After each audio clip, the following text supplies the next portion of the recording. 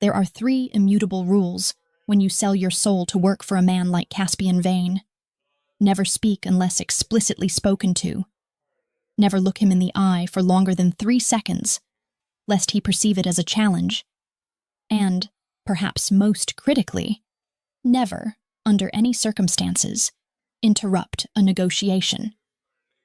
I knew these rules better than I knew the beat of my own heart, had memorized them like scripture during the 6 months I had served as the invisible shadow to the city's most ruthless venture capitalist. Yet as I stood in the corner of the boardroom with a heavy crystal decanter of scotch sweating in my palms, I was on the verge of breaking all 3. The silence in the penthouse boardroom was not peaceful. It was a heavy, suffocating blanket woven from cigar smoke, testosterone, and the unspoken threat of violence that always hovered around Caspian like a static charge. Seated around the mahogany table, a slab of wood dark enough to hide bloodstains, were the Volkov brothers, 3 jagged scars of men who ran the eastern shipping yards and who were currently staring at my boss with the predatory patience of wolves circling a lion. But Caspian Vane did not look like prey, nor did he look like a man concerned with the lethal capabilities of the Russians sitting across from him. He was leaning back in his leather chair with a casual, terrifying grace, his fingers steepled under his chin and his gaze fixed on the skyline of the city he owned in all but name. And then, against the expansive silence of the room, my pocket buzzed. It wasn't a ringtone, for I wasn't stupid enough to leave the volume on. But in the acoustic perfection of this soundproofed glass box, the vibration against my hip bone felt as loud as a gunshot. A jagged, relentless bzzzt, bzzzt, bzzzt that sawed through my nerves and made the breath hitch in my throat. I squeezed my eyes shut for a fraction of a second, praying to a god I hadn't spoken to in years that it would stop, that whoever was on the other end would simply give up and leave me to my terrified existence. But the buzzing only persisted, a rhythmic reminder that my past was not just haunting me, but hunting me. I knew who it was without looking at the screen, knew with a sick, twisting certainty that churned in my stomach like spoiled milk that Jonas was somewhere out there in the gray drizzle of the city, clutching his phone with manic, sweaty hands and pouring his toxicity into the digital void. My hand trembled, the crystal decanter clinking softly against the glass tumbler I was holding. A tiny sound that seemed to echo like a thunderclap in the tension-filled room. Dmitry Volkov, the eldest and most volatile of the brothers, shifted his gaze from Caspian to me, his eyes narrowing into slits of suspicion as he tracked the source of the disturbance. And I felt the blood drain from my face, leaving me cold and exposed. I tried to shift my weight, to press my hip against the velvet wallpaper behind me to muffle the sound, to disappear into the architecture and become nothing more than a piece of furniture. But the phone was relentless, an angry hornet trapped against my skin that refused to die. Caspian had not moved, had not so much as twitched a muscle in that bespoke Italian suit that cost more than my father's life insurance policy. But I felt the shift in the air immediately, a drop in temperature that had nothing to do with the climate control and everything to do with his attention shifting. The vibration was agonizing now, a physical assault that made me want to scream, to tear the device from my pocket and hurl it through the floor-to-ceiling windows. But I was frozen, paralyzed by the dual terror of the man outside the building, who wanted to break me, and the man inside the room, who could ruin me with a snap of his fingers.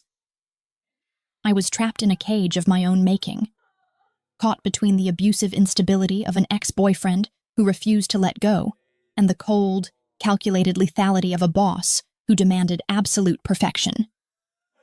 "Is there a problem, Miss Cross?"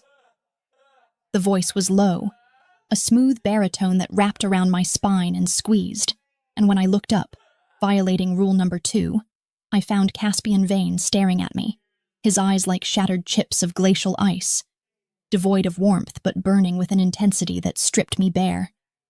He hadn't turned his head fully, just canted it slightly to the side, watching me from his periphery with the terrifying focus of a predator that has sensed a wounded animal in the brush. "No, sir," I managed to whisper, though my voice was thin and brittle, cracking under the weight of the lie. My apologies, Mr. Vane. I will take care of it.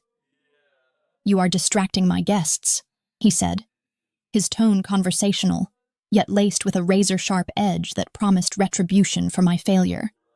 And he gestured lazily toward the Volkoffs, who were now watching the exchange with amused, sadistic grins, enjoying the discomfort of the trembling assistant.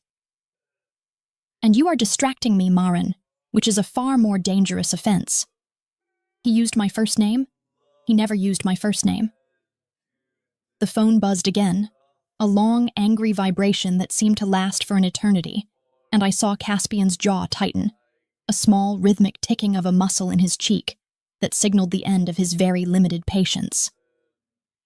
I wanted to weep, to sink into the floor, to explain that I was trying to protect his meeting from the sordid, messy reality of my life. But I couldn't say the words, couldn't admit that I had brought the stain of a stalker into his pristine kingdom. Dmitri Volkov chuckled, a wet, rasping sound, and leaned forward, tapping his thick fingers on the table. Maybe the little mouse has a lover who cannot wait, eh, Vane? Maybe she is not as disciplined as you claim your people to be. Caspian's eyes didn't leave mine, and for a moment, the room seemed to tilt on its axis. The air growing so thin I struggled to draw it into my lungs.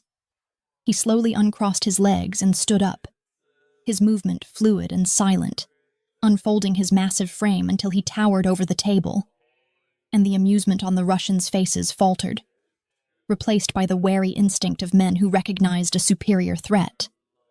He didn't walk toward the Volkovs. He walked toward me.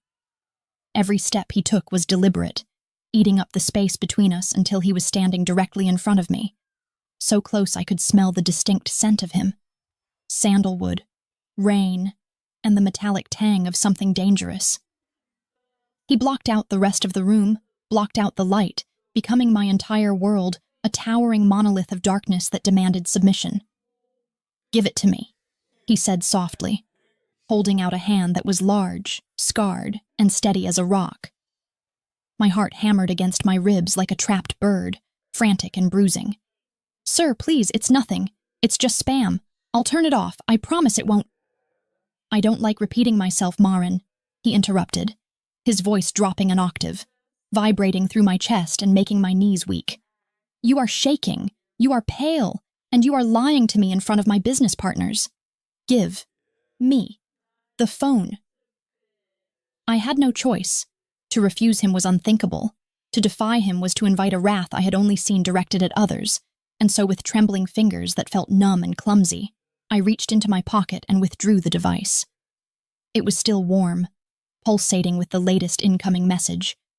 The screen lit up with a notification that I couldn't hide, and as I placed it into his waiting palm, I felt a tear slip free and track a hot path down my cold cheek. Caspian didn't look at the screen immediately. He held my gaze for another second, his eyes searching mine, peeling back the layers of my fear to see the rot beneath.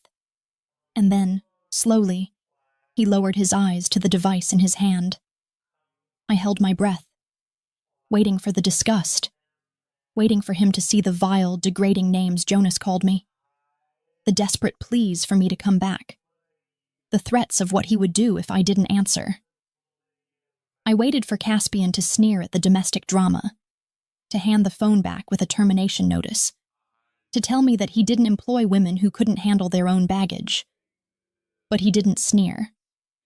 He went perfectly, terrifyingly still. His thumb swiped across the screen, unlocking it.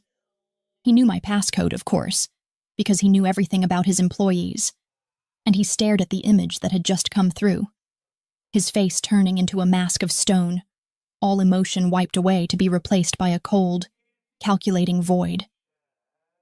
The silence in the room stretched, becoming brittle and sharp, and even the Volkovs seemed to sense that something had shifted, that the dynamic of the negotiation had been fundamentally altered by whatever was glowing on that small screen. I couldn't see the picture from where I stood, but I knew what kind of things Jonas sent. Photos of my front door. Photos of me getting groceries. Photos of himself holding weapons, and the nausea rose in my throat, choking me. Vane? Dimitri called out, his voice uncertain. Are we finishing this or what? Caspian ignored him entirely, his focus consumed by the digital threat in his hand. And then he looked up, not at me, but past me, toward the floor-to-ceiling window that overlooked the plaza below. His eyes scanned the adjacent buildings, his mind working at a speed I couldn't comprehend. Calculating angles, calculating distances, calculating risk. Then he turned the phone around so I could see it. The air left my lungs in a rush, a silent scream dying in my throat as I stared at the image on the screen, my mind refusing to process the horror of it. It wasn't a picture of my apartment, and it wasn't a picture of me from yesterday. It was a picture of me taken 5 minutes ago, walking into this very building. But the image was circular, grainy, and overlaid with black crosshairs. It was taken through the scope of a high-powered rifle. The caption beneath it was simple. 3 words that chilled my blood to absolute zero. I see you. The room spun, the edges of my vision darkening as the reality of the situation crashed into me with the force of a freight train. Jonas wasn't just stalking me, he was hunting me, and he was close enough to see me, close enough to kill me, close enough to breach the fortress that Caspian Vane had built.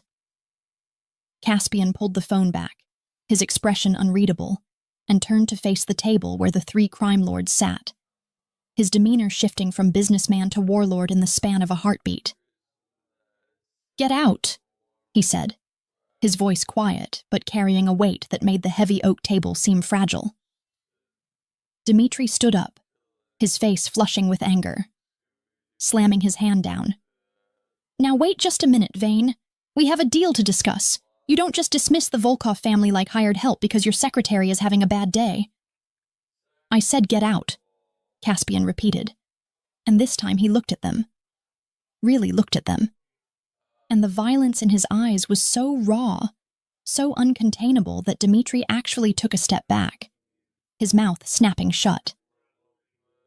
"The meeting is over. The building is going into lockdown. If you are not in the elevator in 30 seconds, my security team will assume you are hostile combatants and they will remove you, in pieces." There was a moment of stunned hesitation, a standoff where pride battled with self-preservation. But the Volkovs were survivors, and they recognized the look of a man who was teetering on the edge of a massacre. Without another word, they gathered their files, casting one last confused, fearful glance at me, before hurrying toward the double doors, leaving the room with a haste that bordered on fleeing.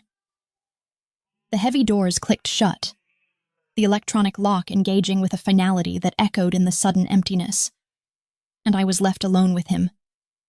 I was trembling so hard now that I had to wrap my arms around myself to keep from falling apart. The image of the crosshairs burned into my retinas, the realization that I was going to die here, that I had brought death to Caspian's door, overwhelming me.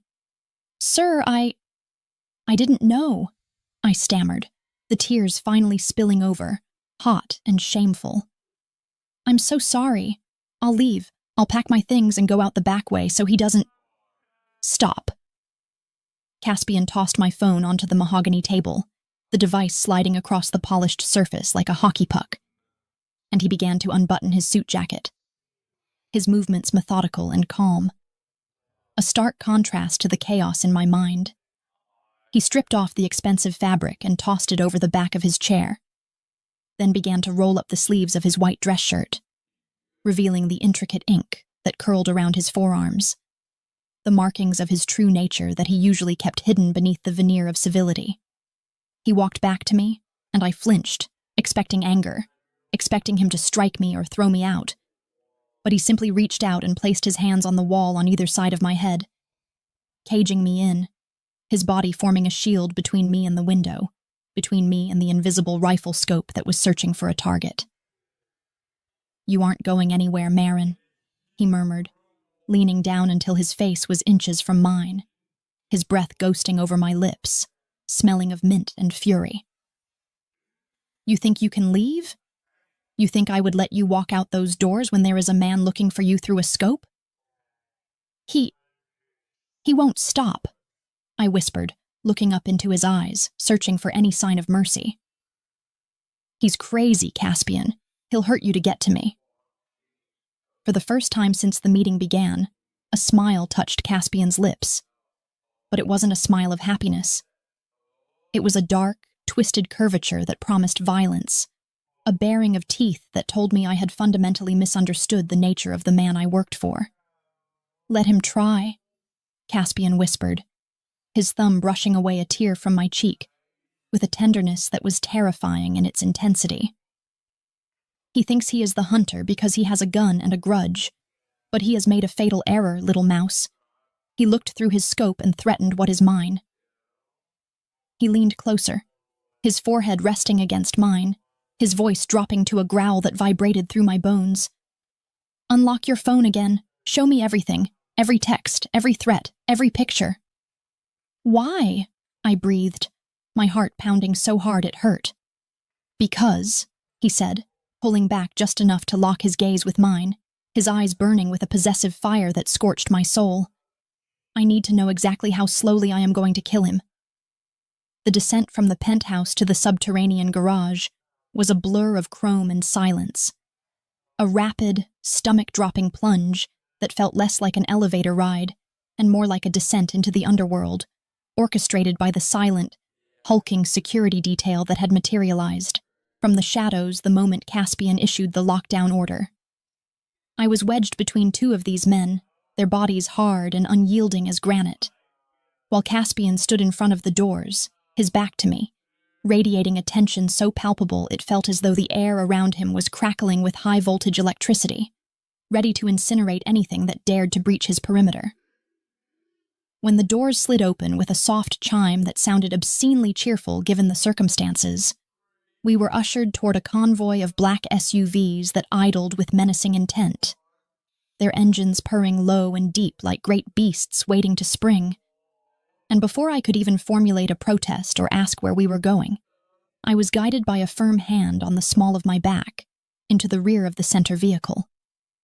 The interior was a cavern of black leather and tinted glass, hermetically sealed against the world outside, smelling of Caspian's cologne and the crisp, sterile scent of conditioned air. And as the heavy door slammed shut, sealing us in, the sudden intimacy of the space hit me with the force of a physical blow. The rain had started to fall in earnest, lashing against the bulletproof windows in relentless sheets that blurred the city lights into streaks of neon and gray, creating a cocoon where time seemed to suspend, leaving me alone with the man who held my life. And now, my darkest secret, in his hands.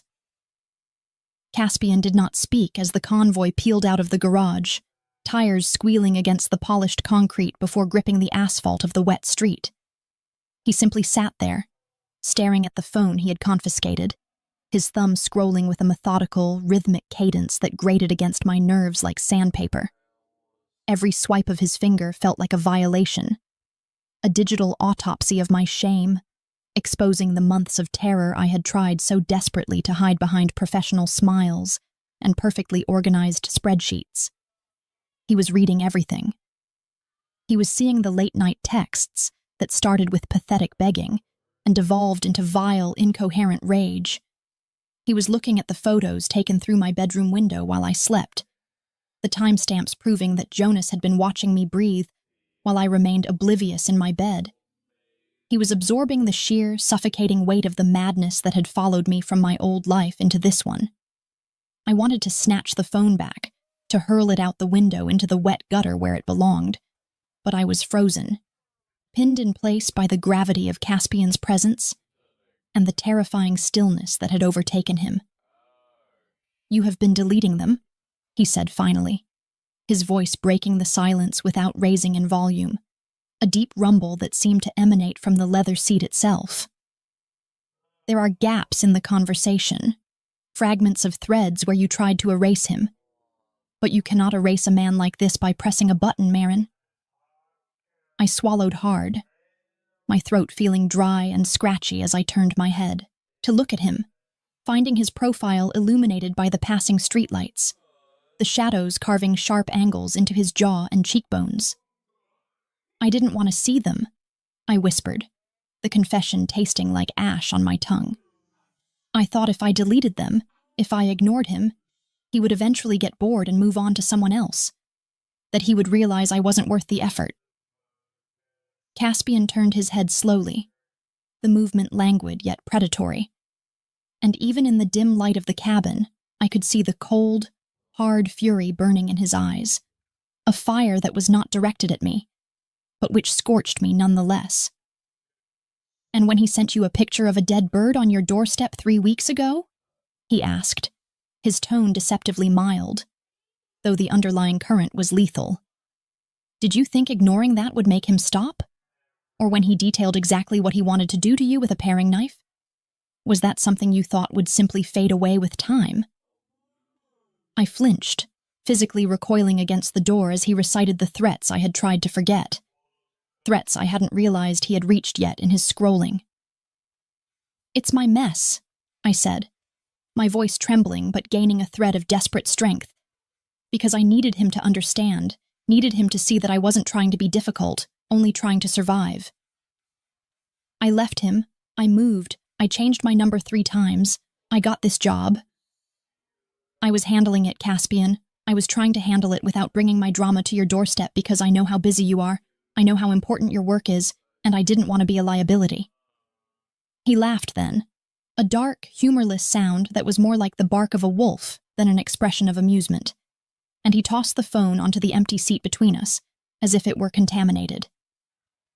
"A liability," he repeated, tasting the word, testing its weight. "You think a stalker with a rifle and a delusional complex is a liability to me?"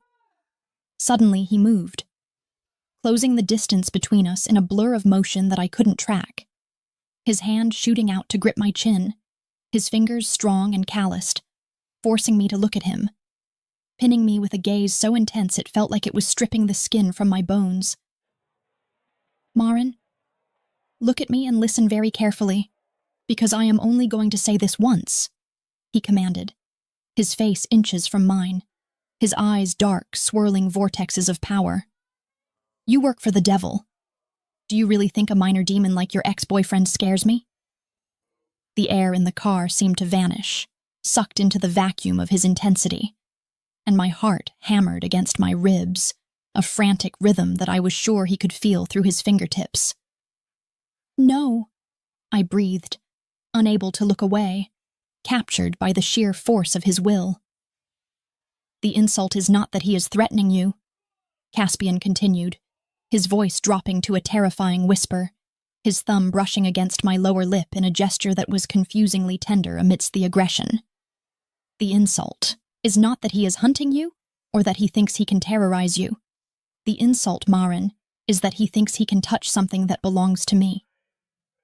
The world tilted on its axis as his words sank in, redefining the boundaries of our relationship in a single sentence.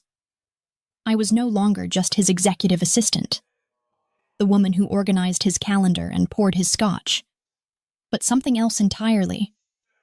I was his possession, an object under his protection, and in the twisted logic of Caspian Vane's world that made me safer than I would be in a church or a police station. It was a terrifying realization, to know that I had traded the chaotic, uncontrolled danger of Jonas for the calculated, absolute dominance of a crime lord. But as I looked into Caspian's eyes, I felt a wave of relief so profound it nearly made me weep. He didn't release my chin. Instead, he leaned in closer, until our foreheads were touching, until I was breathing in the air he exhaled, and I could feel the heat radiating from his body, a furnace of controlled violence. "You kept this from me because you were afraid," he stated, not as a question but as a fact. "You were afraid I would fire you, or that I wouldn't care. But you have fundamentally misunderstood your value, and you have severely underestimated my possessiveness." "I was scared," I admitted, my voice barely audible over the hum of the tires on the wet pavement. "I am scared, Caspian. He was right outside the building. He had a gun. And now he has a death sentence," Caspian said simply, as if discussing the weather, finally releasing my chin and leaning back, though he kept his gaze fixed on me, heavy and claiming. My men are already sweeping the perimeter. They are pulling the traffic cam footage. They are tracking the signal from the number he used. He made a mistake today, Marin. He stepped out of the shadows and into my light, and he will burn for it. The car began to slow, turning off the main avenue onto the street where my apartment complex stood. A crumbling brick building that had been all I could afford when I was running for my life. A place with thin walls and flickering lights that felt like a fortress compared to where I had come from, but now looked like a trap. Panic flared in my chest as I realized where we were, as I realized that despite his words, despite his protection, I was still just me, and my apartment was the one place Jonas knew inside and out.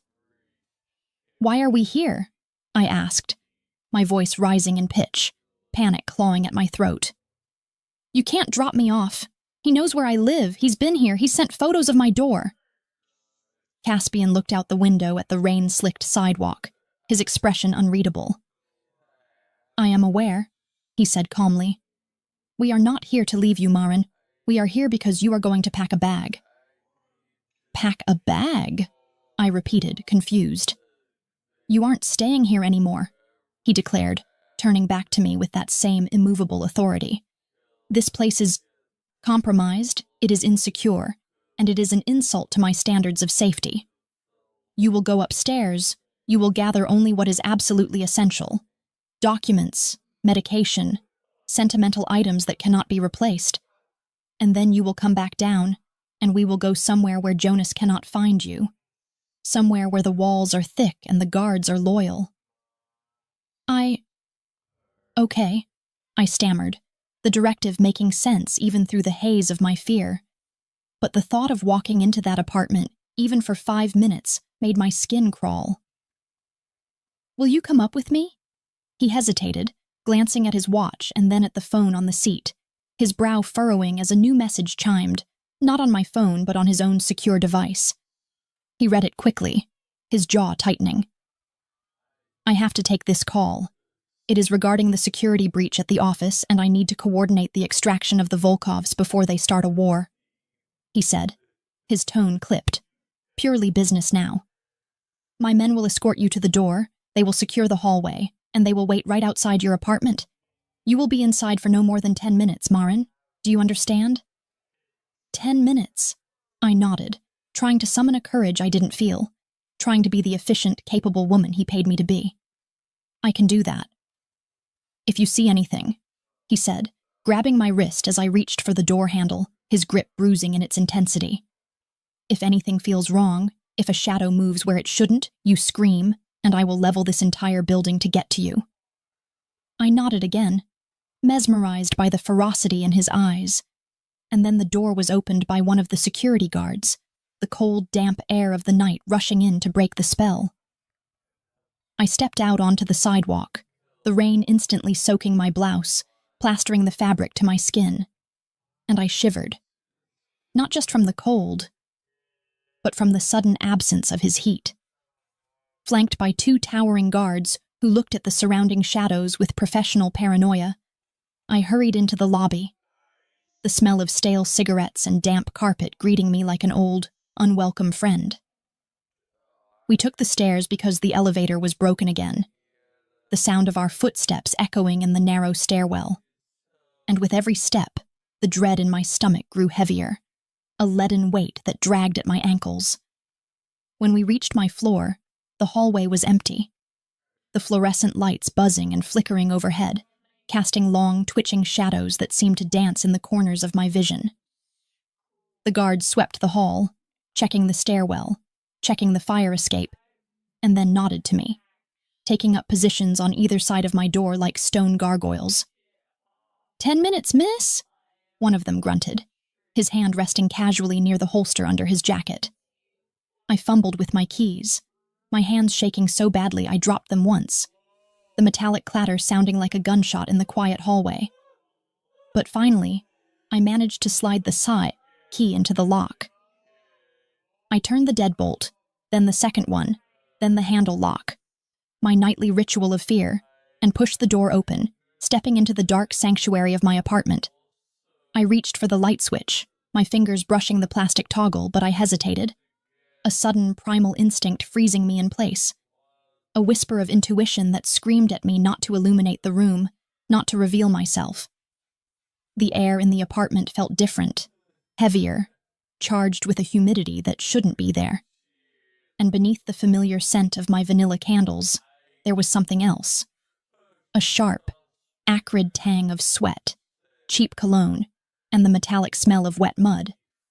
I stood there in the entryway, the door still open behind me, the light from the hallway spilling a long, rectangular beam across the floorboards, and that was when I saw it. At the end of the hallway beam, just before the darkness of the living room swallowed the light, there was a footprint. A muddy, heavy boot print that faced toward the bedroom, the mud still wet and glistening. My breath hitched, a silent gasp that sucked the oxygen from the room, and I turned to run, to scream for the guards, to throw myself back into the safety of the hallway. But before I could move, the door behind me slammed shut with a deafening crash, plunging me into absolute darkness. I heard the lock click. I heard the heavy, wet breathing from the corner of the room.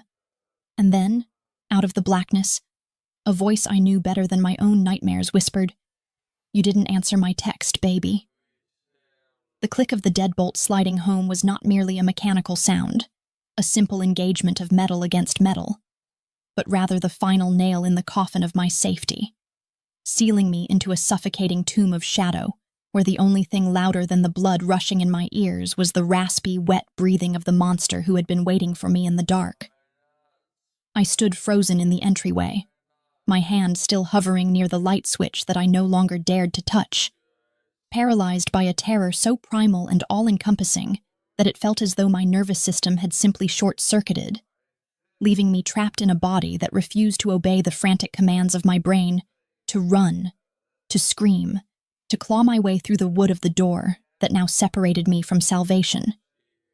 The darkness was absolute, a heavy velvet blanket that pressed against my eyes and filled my throat with the taste of dust and fear.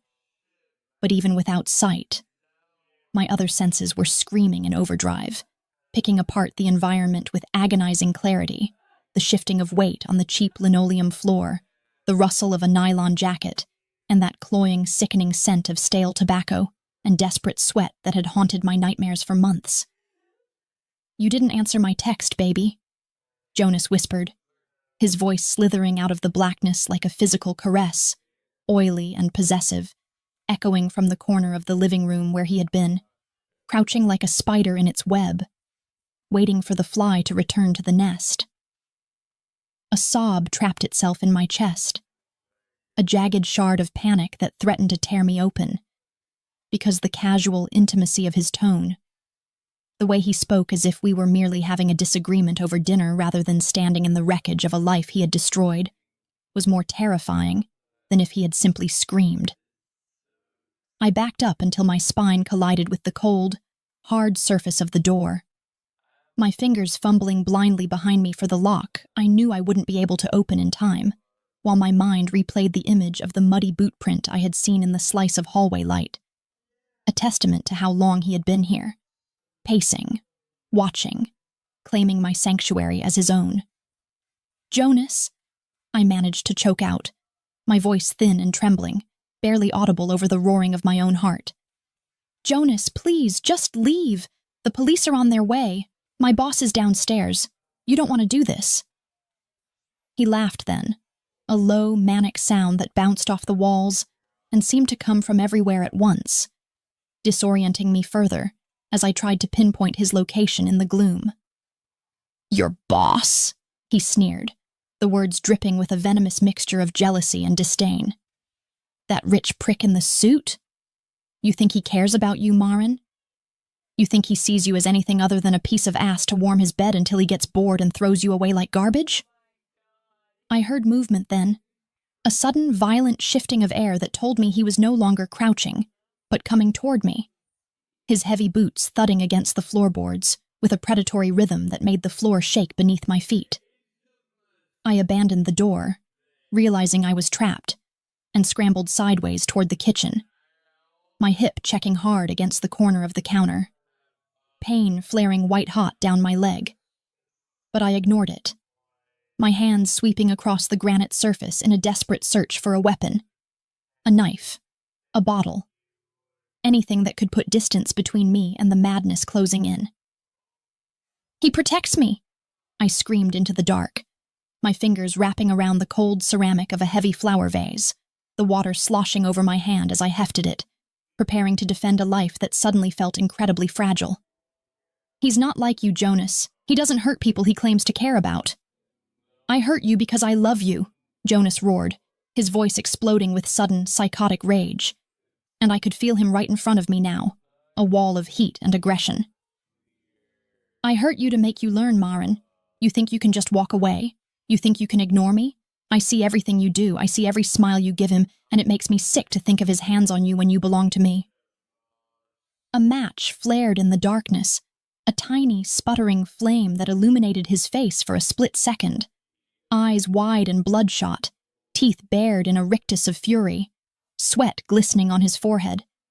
And in that brief flash of light, I saw the glint of the serrated hunting knife clutched in his right hand. I threw the vase. It was a desperate, uncoordinated heave, born of pure panic. And while I heard it connect with a wet thud against his shoulder, followed by the shattering of ceramic on the floor, it didn't stop him. It only made him angrier. He lunged through the falling debris, his hand shooting out to grab a fistful of my hair, yanking my head back with a force that made my neck pop and brought tears of agony to my eyes, pulling me away from the counter and slamming me against the refrigerator. "No!"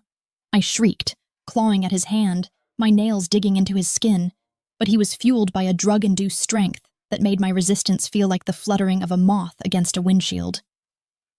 "Let me go! Help! Someone help me!" "Scream all you want," Jonas hissed, leaning his weight against me, pinning me to the cold steel of the appliance, the tip of the knife pressing dangerously against the soft skin of my throat. Just enough to sting. Just enough to promise death. "That security guard outside? He's probably taking a piss, or maybe I already dealt with him. It's just us, Maren. Just you and me, finally fixing this mess you made." The smell of him was overwhelming now, choking me, and as I looked into his eyes, dilated and vacant of any humanity, I realized with a crushing certainty that I was going to die in this kitchen, that all of Caspian's power and money couldn't save me from the ghosts of my past, because I had been foolish enough to believe I could outrun them. "Please," I whimpered, the fight draining out of me as the cold reality of the blade against my pulse point paralyzed my muscles. "Jonas, please don't." "You need to be punished," he whispered, shifting the knife, preparing to carve his ownership into my skin. "You need to be painted red so everyone knows who you really belong to." And then, the world exploded. There was no warning, no polite knock, no shout for surrender. There was simply a deafening, thunderous crack that sounded like a bomb detonating, followed instantly by the tearing screech of wood and metal being violently separated from their housing. The front door of the apartment didn't just open. It disintegrated inward, the heavy oak slab splintering off its hinges and flying into the living room as if struck by the fist of God, crashing into the coffee table and sending debris skittering across the floor. Light from the hallway poured into the apartment, a blinding, heavenly flood that cut through the shadows and illuminated the dust motes dancing in the violent air. And silhouette within, that light was the most terrifying, beautiful thing I had ever seen. Jonas froze, his head whipping around toward the noise, the knife slipping slightly from my throat as his focus shattered, his mouth hanging open in shock at the intrusion. Caspian Vane stepped through the ruined doorway, walking over the splintered remains of the door with a terrifying, silent grace that belied the destruction he had just caused. He was no longer wearing his suit jacket.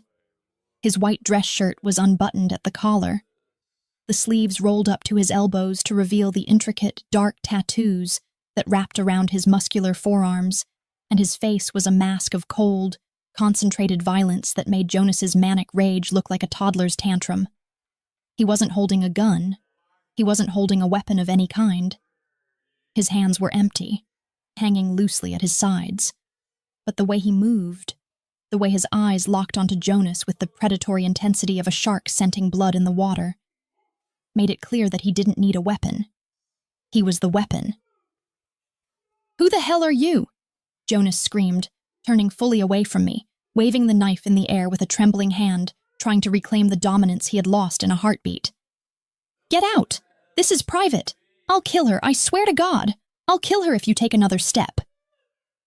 Caspian didn't stop. He didn't even slow down, nor did he look at the knife, or at me. His gaze fixed entirely on the man who had dared to touch his property.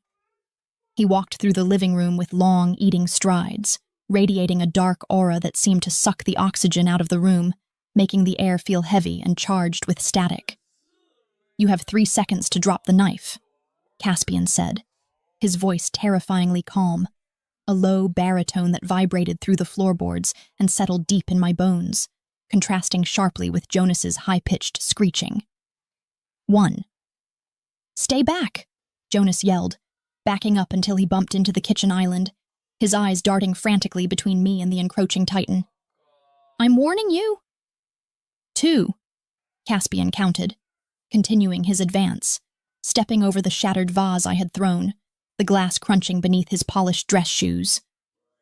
Jonas lunged, a desperate, feral strike aimed at Caspian's chest, the knife flashing in the hallway light. But Caspian moved with a speed that defied physics, a blur of motion that my eyes could barely track. He didn't dodge. He stepped into the attack, his left hand snapping out to catch Jonas's wrist in midair, halting the blade inches from his shirt with a sickening crack of bone that echoed through the silent apartment. Jonas screamed, a high, thin sound of agony as the knife clattered to the floor. But Caspian wasn't finished. He twisted the broken wrist, spinning Jonas around and slamming him face first into the granite countertop, the force of the impact splitting Jonas's lip and sending a spray of blood across the white surface. 3, Caspian whispered into Jonas's ear, leaning his weight onto the smaller man's back, pinning him effortlessly against the stone. I slid down the refrigerator, my legs giving out, gasping for air as I watched the scene unfold, my brain struggling to reconcile the sophisticated businessman I knew with the brutal enforcer who was currently dismantling my ex-boyfriend. "You think you can threaten her?" Caspian asked, his voice devoid of emotion, sounding almost bored as he grabbed a handful of Jonas's greasy hair and slammed his face into the counter again, harder this time. "You think you can break into her home? You think you can put your filthy hands on her skin?" "Please," Jonas gurgled, blood bubbling from his mouth, his bravado completely evaporated, replaced by the pathetic whimpering of a bully who has finally met a bigger predator. I didn't know she was with you. I'll go, I swear I'll never come back." Caspian pulled Jonas back by his hair, forcing him to look up, forcing him to look at me where I sat trembling on the floor. And for a brief second, Caspian's eyes met mine. The ice was gone, replaced by a dark, swirling inferno of possessiveness that burned me even from across the room. "You're right. You won't come back," Caspian said softly, almost gently, before he turned his attention back to the bleeding man beneath him. "Because I am the reason you should have stayed dead, and I am the last thing you will ever see before you wish you were." He hauled Jonas up by the scruff of his neck, as if he weighed nothing. Dragging him away from the counter and toward the ruined door, Jonas's feet scrambling uselessly against the floor as he tried to find purchase. "Marin," Caspian called out without looking back, his voice snapping with authority. "Get up. We are leaving, now." Where are you taking him?" I stammered, pushing myself up on shaky legs, my throat still throbbing where the knife had pressed. Caspian stopped in the doorway, the hallway light framing his massive silhouette, holding the struggling, sobbing Jonas by the throat with one hand. He turned his head slightly, the shadows obscuring his eyes but highlighting the cruel set of his jaw. "We are going to the warehouse," he said, the words carrying a finality that chilled me to the marrow. "Because this trash needs to be processed, and I want you to watch." He didn't wait for my answer. He simply turned and walked out into the hallway, dragging my past into the darkness to be slaughtered. And as I stumbled after them, stepping over the ruins of my front door, I knew that the woman who had walked into this apartment 10 minutes ago was gone, replaced by someone who belonged to the monster walking ahead of her. The drive to the industrial district was a blur of rain-streaked neon and terrifying silence, a journey into the bowels of the city where the civilized laws of daylight held no sway, and where men like Caspian Vane ruled with the absolute, unquestioned authority of ancient kings. I sat in the passenger seat of the armored SUV, shivering not from the cold, but from the adrenaline that was slowly curdling into a heavy, leaden dread, while in the rearview mirror, I caught occasional glimpses of the trailing vehicle where two of Caspian's security detail were transporting the sobbing, broken mess that used to be Jonas. Caspian did not speak a single word during the transit, his hands gripping the leather steering wheel with white-knuckled intensity, his profile etched in stone and shadow as he navigated the slick streets with a singular, murderous focus that made it clear there would be no negotiation, no mercy, and no turning back from what was about to happen.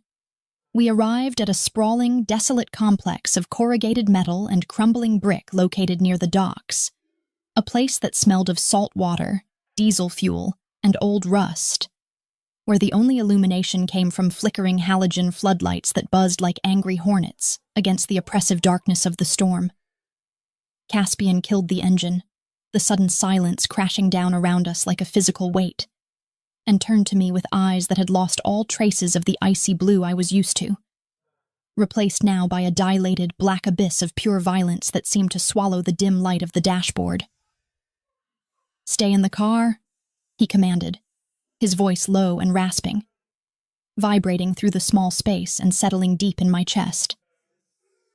"Lock the doors, keep your head down, and do not look away, because I want you to witness exactly what happens to men who think they can touch what is mine."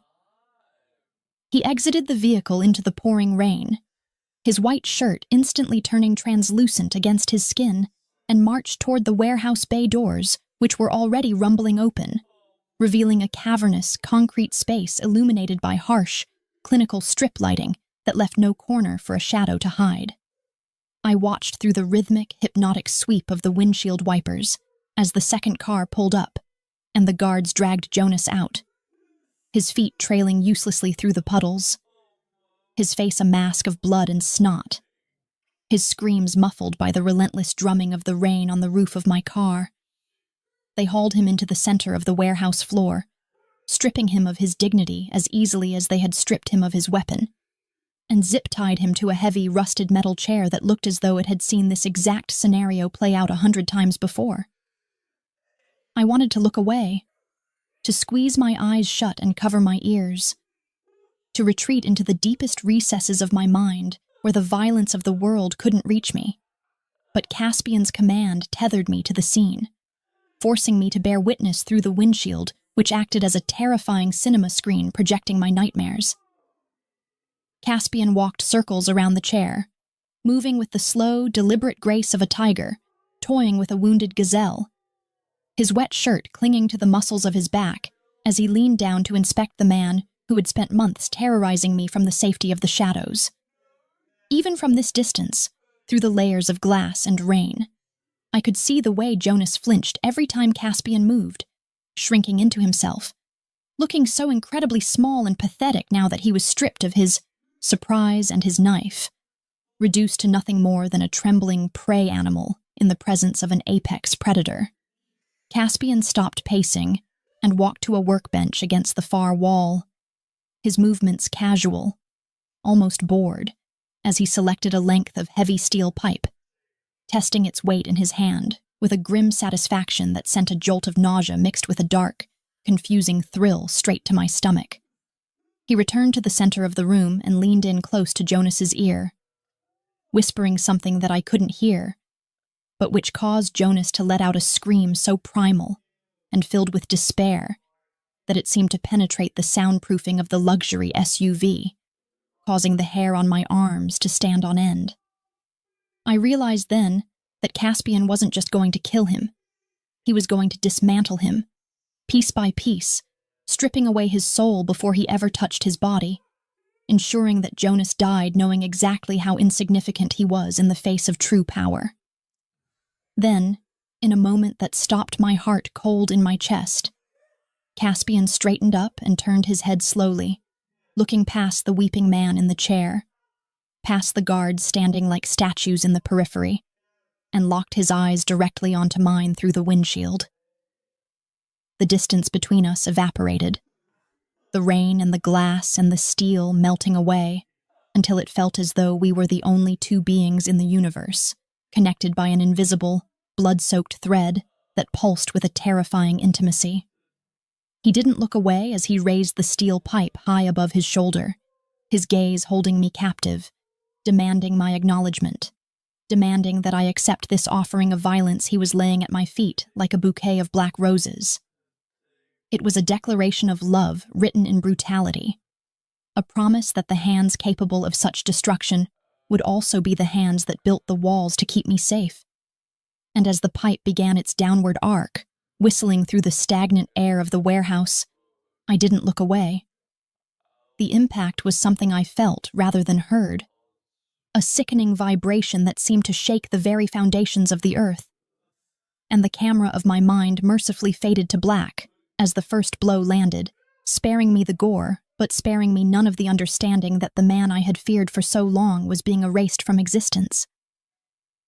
Time lost its meaning as I sat in the darkness of the car, the rain continuing to weep over the city, washing away the sins of the streets, but unable to cleanse what was happening inside that concrete tomb. When the warehouse doors finally began to rumble shut, sealing the carnage away from the world, I let out a breath I hadn't realized I was holding, my body trembling with the aftershocks of the adrenaline dump. The driver's side door opened, letting in a gust of cold, damp air and the metallic scent of iron and rain, and Caspian slid back into the seat beside me, bringing the storm in with him. He was breathing slightly heavier than usual, a sheen of sweat mixing with the rainwater on his forehead, but his hands were steady as he reached for a pristine white handkerchief from the center console. There was a single, small speck of crimson high on his cheekbone, a stark contrast to his pale skin, a vivid reminder of the work he had just completed. He wiped the spot away with a slow, methodical rub of the cloth, his movements as precise as they had been in the boardroom hours ago, and then he crumpled the stained fabric and tossed it into the footwell as if it were nothing more than a candy wrapper. He turned to look at me, his eyes once again the cool, impenetrable blue of glaciers, the fire of the warehouse extinguished and replaced by a terrifying calm that was somehow even more unnerving. "Is it done?" I whispered, my voice cracking in the silence, barely loud enough to be heard over the engine as he pressed the ignition button, bringing the beast back to life. Caspian reached across the console, his large hand encompassing mine, his skin warm and rough and reassuringly alive, and he brought my knuckles to his lips for a soft, lingering kiss that promised a different kind of intensity for the night to come. "Your phone won't buzz anymore, Marin," he murmured against my skin, shifting the car into gear and pulling away from the warehouse without a backward glance. "We are going home." The iron gates of the Vane estate swung shut behind us, with a resonant, metallic clang that seemed to echo the finality of a prison door, sealing a convict away from the world. Yet as we wound our way up the long, rain-slicked driveway, lined with ancient oaks that stood like silent sentinels against the night, I realized with a shuddering breath that I was not being locked out of my life, but rather locked into a new one that had been waiting for me all along. The house itself rose from the darkness like a modern fortress of glass and stone, a monolith of wealth and power perched on the cliffs overlooking the city lights, which now seemed so distant and insignificant, twinkling like fallen stars that had no bearing on the gravity of the man sitting beside me. Caspian pulled the SUV to a halt beneath the portico, the engine dying into a silence that felt heavy with unspoken promises, and he escorted me inside not as a guest who might leave in the morning, but with the firm, guiding hand of a collector securing his most prized acquisition in a vault where no other eyes would ever gaze upon it again. We moved through the cavernous hallways of his home, passing beneath chandeliers that cast fractured light across marble floors and abstract paintings that whispered of chaos and control, until we reached the master suite, a sanctuary of dark wood, velvet, and floor-to-ceiling windows that offered a panoramic view of the kingdom he ruled. He left me sitting on the edge of a bed that was larger than my entire kitchen, the duvet made of a silk so fine it felt like water against my fingertips, while he disappeared into the ensuite bathroom to wash away the physical evidence of the night's brutality, leaving me alone to listen to the distant sound of running water and the pounding of my own heart. I sat there, still wearing my damp clothes which clung to my skin like a second uncomfortable layer, and looked around the room that smelled of him, of sandalwood, expensive leather, and the crisp ozone scent of a storm, and I felt the last vestiges of my old self, the terrified girl who flinched at shadows and deleted text messages, dissolving into the luxurious atmosphere. When the bathroom door finally opened, steam billowing out in a soft, white cloud, Caspian emerged wearing nothing but low-slung lounge pants, his hair damp and falling across his forehead in dark rivulets, his chest and arms a roadmap of scars and ink that told the history of his violence more clearly than any police file ever could. He smelled of soap and raw, masculine heat, the metallic tang of blood completely scrubbed away to reveal the golden skin beneath. Yet as he walked toward me, the predator was still very much present in the fluid grace of his movements and the darkening of his eyes as they swept over my form. He stopped at the bedside table and picked up a small, sleek black box, opening it to reveal a brand new phone, the screen dark and pristine, untouched by the fingerprints of my past or the digital poison of the man he had just erased from existence. He held the device out to me, his large hand steady, offering it not as a gift, but as a tool of his control, a symbol that the lines of communication in my life had been severed and rewired to lead to only one destination. "Your old life is gone, Marin, burned to ash along with the fear that governed it," he said, his voice a low rumble that seemed to vibrate through the mattress and into my spine, wrapping around my heart like a vine. "You won't need the old number, nor the contacts, nor the memories that came with that shattered device I left in the car, because none of those people could save you, and none of them belong in the world we are building tonight." I took the phone from him, the cool glass feeling heavy in my palm, and looked up into his face, searching for any sign of hesitation or regret, but finding only the absolute, crushing certainty of a man who knows exactly what he wants and has already taken it. "I don't have anyone to call," I whispered, the realization washing over me not with sadness, but with a strange, numb relief, as if the isolation was a blanket he had woven specifically to keep me warm. "My parents are gone. My friends drifted away when Jonas started. When he started everything, and now there is no one left who would even notice I was gone." "Good," he replied, the word dark and possessive, dropping from his lips like a stone into a deep well as he crawled onto the bed, moving over me with a terrifying slowness until his massive frame hovered above mine, caging me between his body and the silk sheets. "You don't need anyone else because from this moment forward your world begins and ends at the threshold of this room, and the only name you will ever need to speak in the dark is mine." He lowered his weight onto me, pressing me down into the mattress, his forearms bracketing my head as his eyes bored into mine, stripping away the last of my defenses and demanding a surrender that went far deeper than the physical. I realized then, with a clarity that was both terrifying and intoxicating, that I had traded a chaotic, abusive stalker for a calculated, lethal captor. But where Jonas had been a parasite feeding on my fear, Caspian was a titan who offered me his strength in exchange for my soul. "You are safe here, little mouse," he murmured, his lips brushing against the pulse point of my neck, sending shivers of electricity cascading down my spine that made my toes curl. I have built these walls thick enough to keep the world out, and I have made the shadows my servants so they can no longer hide monsters that wish you harm.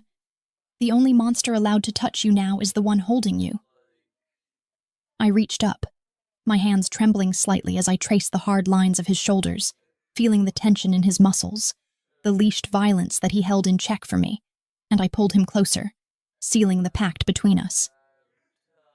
I don't want to leave, I confessed, the words falling from my lips like a prayer to a dark god. I don't want to go back out there, Caspian. I just want the noise to stop. I want the fear to stop.